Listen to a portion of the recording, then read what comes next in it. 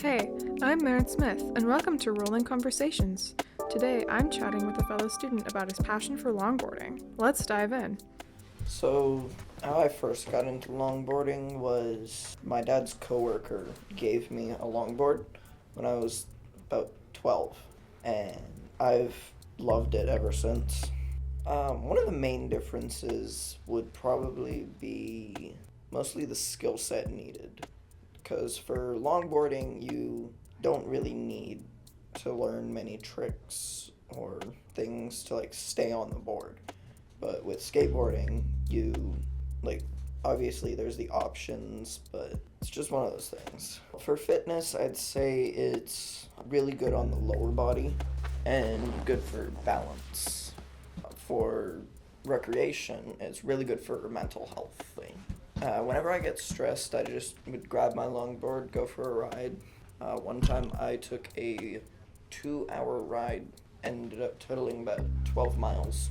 When I first started, I could barely stand on the board, but now I'm hopping off of it while going 15 miles an hour. Not too long ago, back in the ending of July, just before school started, I was downtown with some of my friends, and I was on my longboard.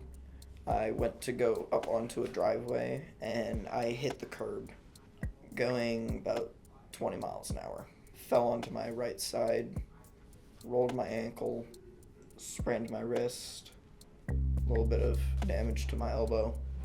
But other than that, I just kind of walked the 8 blocks home. It's mostly impacted me positively. I've made a few friends through it. Nothing like biking, but it has its own things. Probably pintail, because you got high speeds, really great maneuverability. The main downside to that is if you set your trucks too low, on the tightness, you are going to fall. I had that experience once on one of those gravel and tar roads. Ripped up my back a little. No need to rush. Make sure to start the first few times on your board just maintaining your balance, going slow, getting comfortable with pushing. You can just go down to your Walmart and grab a cruiser for $40. I would recommend putting brand new bearings in it because those bearings can be a little iffy. The bearings, they just go inside of the wheels to allow it to roll. I would recommend greasing them every 20 to 30 miles.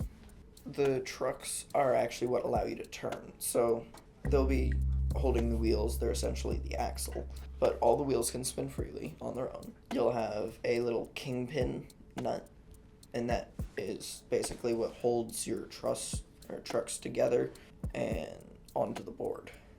And by tightening or loosening that, you can tighten how easily you can steer. Like me, I prefer mine a little looser, but not too loose, otherwise I am going to fall. Because I've had instances where I was adjusting and I just took a turn and I came up on 2 wheels, saved it, but I still fell a lot. Best thing to do when you're going at higher speeds is to lower your center of gravity. So usually when you're longboarding, you'll want a upward stance, so everything is on the board. But as soon as you get into 15, 20 miles an hour, you'll want to slowly crouch until you're almost hugging the board. And once you get to those speeds, you're going to want to grab onto the front or the side. I would recommend gloves if you're going to go for high speeds though. I have torn up knuckles from that. There's a few main ways you can stop.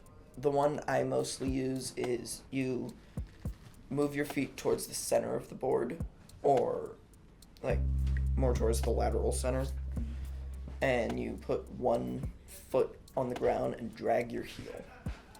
That'll slow you down. Make sure to have your ankle against the board so you're still maintaining a 2-point contact.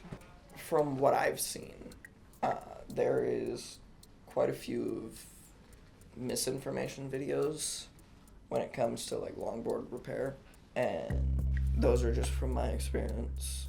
But as soon as you have a problem, you're going to want to look it up and you're bound to find one of those. But if you do, make sure you look it up on Google and not YouTube first. That's my one word of advice for social media. There's a chance you could die with it. I've seen people snap their legs, like, right through the calf. And it is not fun. Like, you'll be going 50 or 60 miles an hour, so you're going to want the right gear. If you hit a sign, whatever hits it is gone. Yeah, like, if your shoulder were to hit a stop sign going at that speed, it's either going to be dislocated and broken or gone. There's a lot of adrenaline, too. Once in a while, I will get an adrenaline rush, and I'll like it, but other times, I won't like it, because it's like a car just runs out in front of me or honks at me because I got my headphones on, things like that. Thanks for tuning in to Rolling Conversation. Big thanks to Dakota for sharing his longboarding journey.